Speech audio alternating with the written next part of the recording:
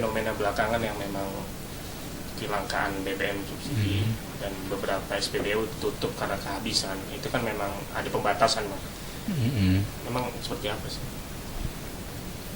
Nggak, jadi gini ya, saya yang penting itu kita melihat dulu secara umum bahwa ini kebijakan DPR dan pemerintah merubah kuota BBM 2014 itu dari 48 juta KL atau 40 miliar menjadi 46 juta KL. Ada 2 juta KL yang diturunkan, gitu kan. Nah, inilah yang menyebabkan BPH Migas sebagai dimanamkan undang-undang, memang kita sebagai pengendali BBM membuat kebijakan. Kebijakan itu tahap awal adalah meminta kepada Pertamina mengendalikan. Maka Pertamina dia mau coba mengkitir, kemudian mengurangin sekian persen supaya pas 46 juta KL itu cukup sampai 31 Desember. Nah, BPH dengan tegas memang untuk di jalan tol misalnya itu tidak boleh SPBU menjual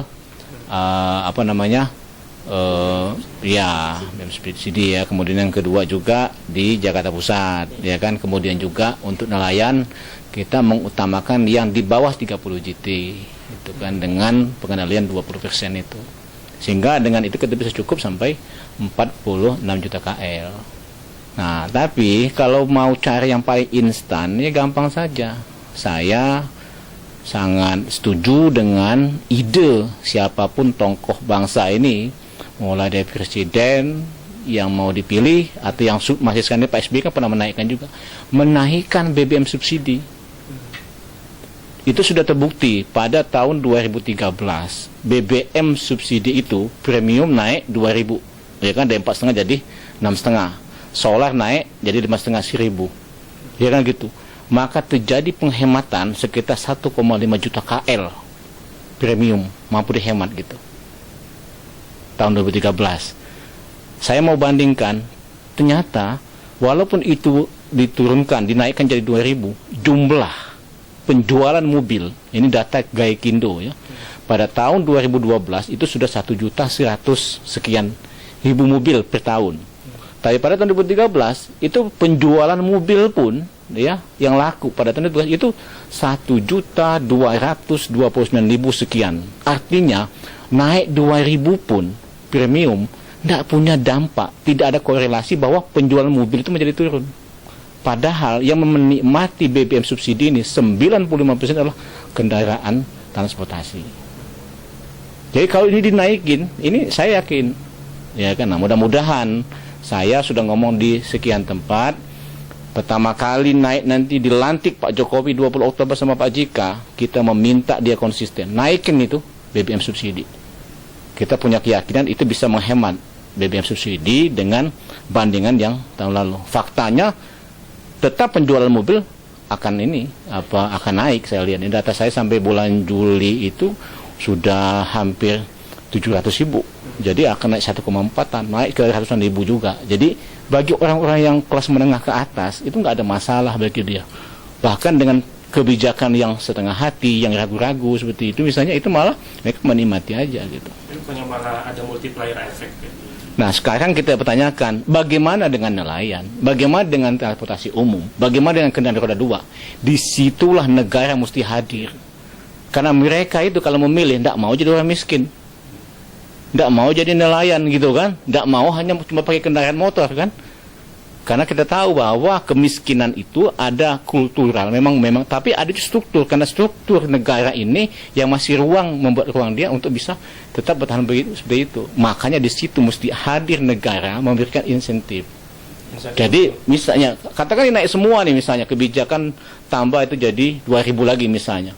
Nah, khusus untuk nelayan 30 JT ke bawah itu dia dibuat kartu atau dia dikendalikan. Yang kedua, roda 2 misalnya, atau transportasi umum, di luar taksi ya, angkutan umum, itu mesti disubsidi. Katakan dia tak belinya sama, tapi itu dikembalikan gitu. Jadi ini, kalau ini dibuat, maka kita punya keyakinan kita bisa menghemat ini. Nah, bagi orang-orang yang mampu, itu nggak ada dia masalah. Apalagi data kita, 95% itu tetap transportasi umum itu dipakai oleh kuota tadi dipakai oleh transportasi kendaraan pribadi tadi. Nah, itu untuk pelaku industri kebijakan insentifnya memang solar subsidi kan juga mereka sangat membutuhkan sekali. Loh, kalau kan gini ya, data di kita di BPH untuk subsidi itu 46 juta KL kan nih. Non subsidi yang itu untuk tambang, untuk industri, untuk hotel itu data kita hampir mereka 30 juta KL. Itu harga non subsidi. Itu sekitar 12 ribuan.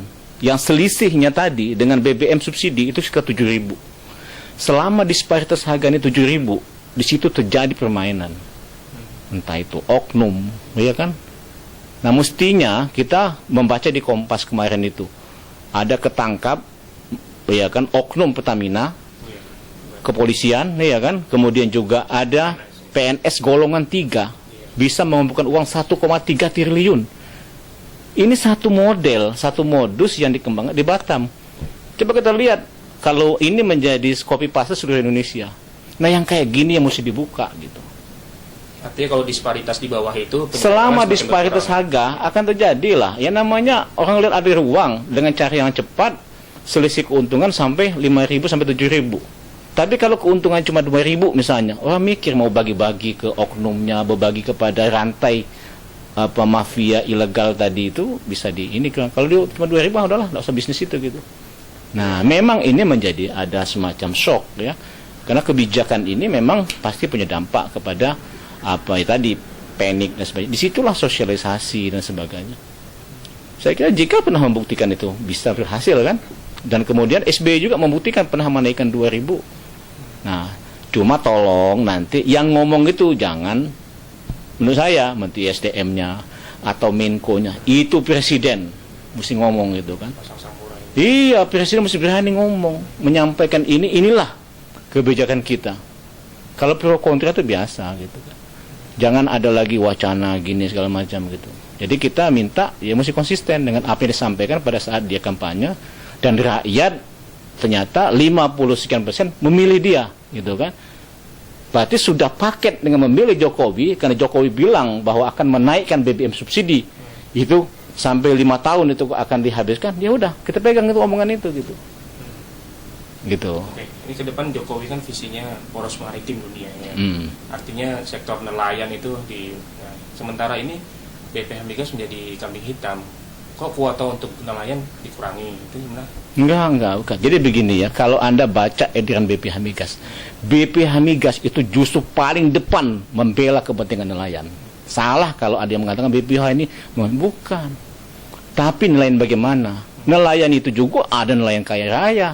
Kalau ngomong 30 JT ke atas, di luar yang punya Inkamina itu ya, kapal-kapalnya yang 30, itu kita masih maklumi. Tapi yang 30 JT ke bawah, ini kita yang mesti jaga gitu. Karena ini rakyat, yang penghasilan dia memang ya sekedar untuk bertahan hidup, ya kan. Kemudian dia juga produktif.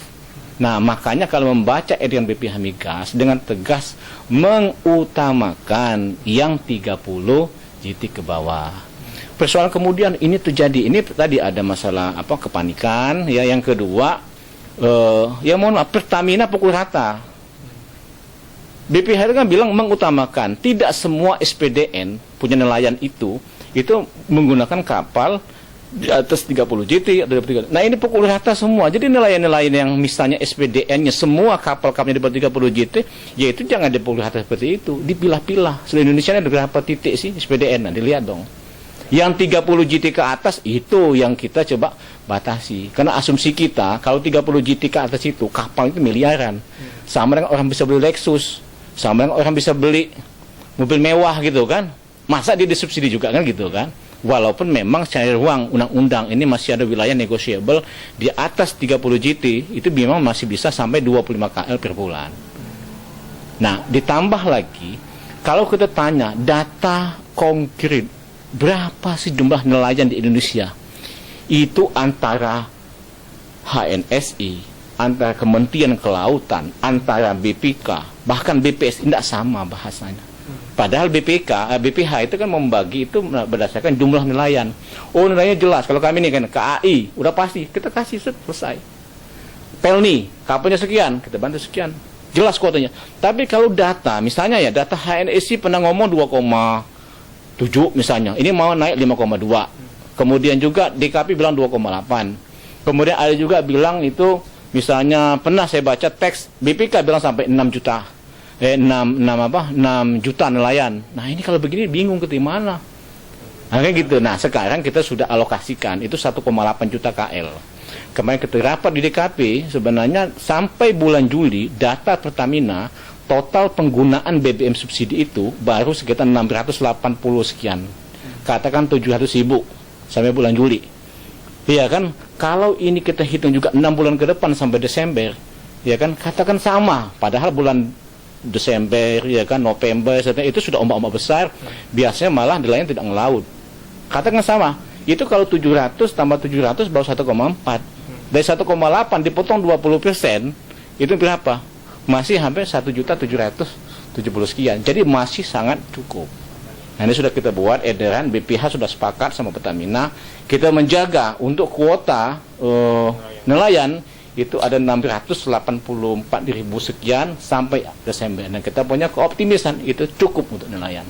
Gitu. Terakhir Bang, jaminan dari BPH Migas hingga katanya Desember ya kepanikan itu. Ya. Biar kuota BBM subsidi ini aman, itu masyarakat biar tenang itu seperti apa? Gini ya, kita bukan masalah menjamin gitu ya. BPH ini kan mengendalikan. Kita ini sebagai bahan pengatur, makanya kita tugaskan Pertamina, karena Pertamina sebagai operator gitu. Nah, Pertamina yang menerjemahkan perintah BPH Migas ini untuk dia mengamankan supaya cukup sampai akhir Desember, tetapi jangan memunculkan kepanikan di pada masyarakat. Nah, itu diterjemahkan, tapi jangan juga tadi kayak nelayan pukul rata dan sebagainya gitu nelayan tadi. Ya. Tapi kita mudah-mudahan nanti Oktober habis dilantik punya kebijakan presiden baru, naikkan. Saya yakin akan signifikan ininya. Apa penghematan BBM subsidi.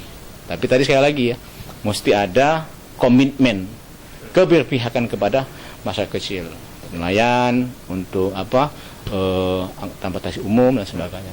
Dan bersamaan itu yang saya usulkan, ini kan sudah muncul nih kayak PGN buat namanya MRU, Mobile Refill Unit, di mana tempat-tempat dia mobile sifatnya, jadi menjual untuk BBG itu kan. Nah, kalau itu dikembangkan makin banyak di seluruh Indonesia, harganya cuma sekitar katakan 3.500 per liter kalau dikonversikan sama BBM. Orang akan pindah semua.